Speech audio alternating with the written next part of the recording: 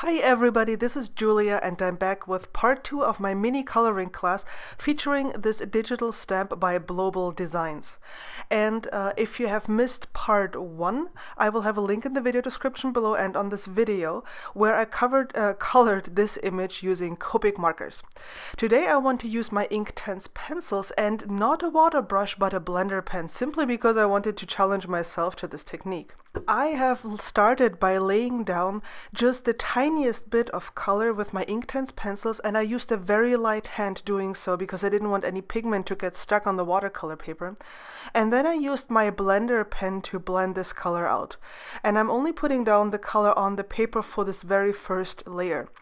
If, at least my experience is with the blender pen and almost all watercolor papers that I've tried, that if you rub over the paper too often with the tip of the blender pen, that the paper might dissolve or, get damaged. So that's why I'm actually, for the subsequent layers, I'm picking up the color directly from the tip of the pencil and putting it down on the paper there. And I'm basically picking up the color, putting it into the place where it would be darkest, and then I'm blending out towards the lightest area.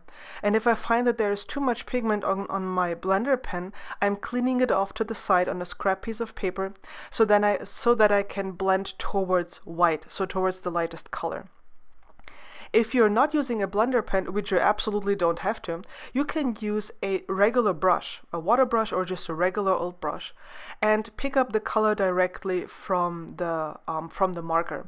I find that this is a lot easier than putting it down on paper and then trying to blend out. It gives you a better overall look. Now there's another difference when using the blender pen as compared to a brush. When you use a brush with water, you usually have a very smooth finish. Like, you don't see the movements that you do with the brush usually. With the blender pen, because I like to blend in small circular motions, you have a lot more texture to your image, so you don't end up with the smooth finish as you would from a brush, and I will show you that at the very end in some photographs. I personally don't mind that. I think that is an artistic thing, and I enjoy that effect that I get. Now on my lady here, I have finished coloring his skin, and now I'm giving her a little bit of blush and a little bit of lipstick, because she wants to feel pretty. And once I was done with that, I actually went over her feet and her hair, her hands, and just added a little bit more depth in the shadows. And then I realized I had forgotten her makeup, or the rest of her makeup, and so I'm coming in and just adding that there. And I'm just blending it out a little bit so that she looks, good. Again, now on the pens, for the very first layer, I'm adding color into the darkest area where the shadows will be the deepest, and I'm going in there with my blender pen now, and I'm just blending this out. Just basically activating the color and blending it out towards white, as you can see here. So that would be where the darkest shadows go. And now I'm going in, because you can also do it like this way, you don't have to go from dark to light. Now I'm actually picking up the darkest color from the pencil directly again with the blender pen and blending this out. The blender pen I'm using is from Stampin' Up, and I like that one more than the one from Dove, because the tips are better.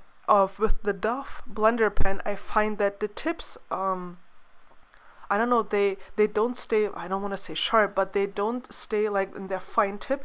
They kind of disintegrate and become this like mush thingy that doesn't allow me to do fine details. I don't know why that is. I've exchanged the tip already, which you can do with the Dove blender pen, which is also refillable. But it doesn't really help if the tips don't stay sharp, so that frustrates me to no end. But I figured out that I could refill my Stampin' Up markers as well, so I'm a little bit unhappy about that. Now for her shirt, if you've seen the first video with the Copic markers, my goal was to have a distinct highlight in the folds so they would clearly show up. In the first coloration that I did, because yes, this is the second go around here, I felt that I didn't leave enough space for the highlights and that my overall coloration was too dark. with the second coloration that I'm doing, I actually feel it's a little too light. So I guess if I ever do it again, the same image, which I've colored by now like 5 times, so when I ever do it again, I will probably aim for somewhere in the middle between the too light coloration here and the too dark coloration that was the first attempt. I am trying to make sure that I will leave highlights like where the folds are, and I'm doing the same thing again. I lay down the lightest color first, and now I'm coming in with the darker color, putting it into the darkest areas, and then I'm just blending it out towards the light, trying to make sure that I have a nice and smooth gradient. And this takes some time. This is not something that you do in 5 minutes or so. I think the overall time that this took me was maybe like at least a good half hour, if not a little bit longer. So this is something that needs time, and this is not something that you want to rush. You know, if I try to enjoy the coloring, and if you enjoy it and take your time, it's, you know, it's much more rewarding when you do that. So you can see here I'm done with the shirt now. Well, actually I'm not. I'm just gonna fiddle with it and add more detail because, you know, that's who I am. More detail. Always have to have more detail. But it pays off to come back in and sometimes add a little bit more darkness to some details because it just makes them stand out more. And this little time that it takes to add, you know, the shadows that you see me add here, it enhances the entire image. And if you're already spending like half an hour or longer on an image like this, it really pays off to come back in and sometimes add a second or even third layer of color. I think this should be my third layer of color by now, I think. For her eyes, I used the same colors as on her pants, the same for the jewel here on her head. And I'm just adding a little bit of darker shade here and there to make sure that it has a more dimensional effect, you know, that you actually have the impression that the lid is covering her eye a little bit. And I just like this big eye. It's just, I don't know, it's awesome. A colleague of mine said it was creepy, but I think it's awesome. On her hair, I did a base coloration with a light yellow color, and then I picked up some brown from the pencil directly again, and I'm just adding it into the areas where I think there will be shadow.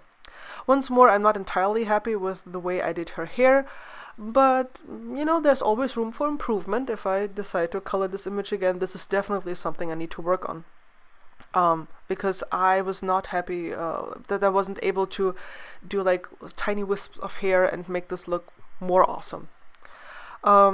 For a finishing touch, I added some white gel detail to her eye just to, you know, give the impression of a highlight there, and then the coloration is done. So I used the same technique, like the way to show folds as I did with the Copic coloring. And here you have a side-by-side comparison. On the right is the first coloring that I did, on the left the second coloring. And here it's the other way. No, the right is the second one, the left is the first one. And I think I might like the first one better here, because I think the shadows on her shirt look better there. But again, that is personal preference. If you want to learn more about how to color clothes, I encourage you to check out the Kit and Clowder coloring classes, which I will link to in the video description below. I also have a giveaway that accompanies this video. The details for that are on my blog. You can win a coupon for a Digi stamp over at Bloobel Designs on Etsy. So if you want to enter that drawing for that coupon, please head on over to my blog and leave a comment there or read up on how you can enter the giveaway. I hope you find this inspirational. If you have any questions about this technique, please leave me a comment and I'll do my best to explain everything to you. Thanks so much for watching. Catch you again soon. Bye bye.